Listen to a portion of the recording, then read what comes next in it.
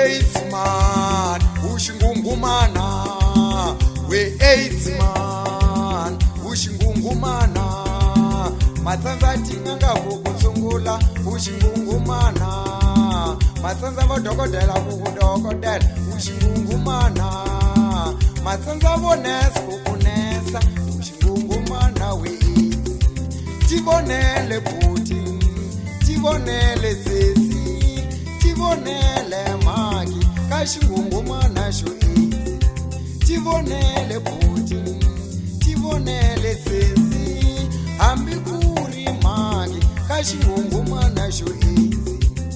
AIDS wena xingungumana wena khangata nga yihlavi wena xikhongolotana xa nsindzisi wena xikhongolotana xa madlayisana wena makati 11 ndo ya satara wena ngwena nkele nga xivutana mindzheko wena mafazeriti wena ndlandlalaji ya malenga wena xikolokolo nguvu ya Pitori xana u ta suka rini etikweni ra hina xana ndzhombona ta va ku fikela rini AIDS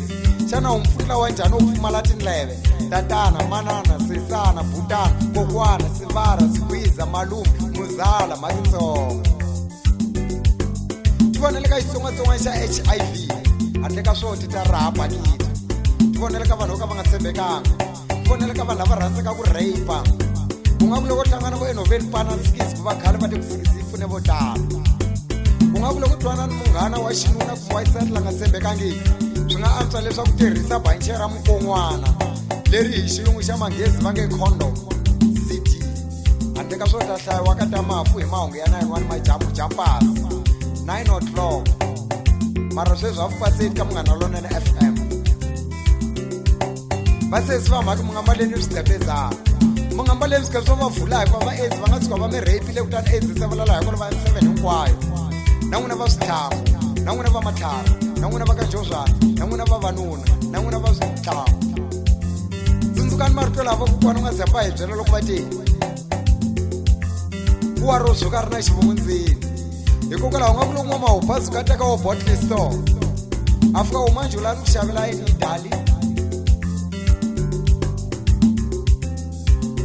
leswaku a hi anwa mati bibelini loko a twa torha ematshan'wini ku kumeka va nghene nghozini ya swikhephezana va sesi nga ku ri vona munghano wa xinuna ta nga fakelanga banche ra mukon'wana na amajarimani ka sesungula panasikisi spoon down tsutsuma gijima poro maslice jana hansi hlanula swirhendze vuta kuleke leswaku sungula u thayimisa vona swa ku nje banche ra mukon'wana ri kohokini loko ri nga ri kona spoon down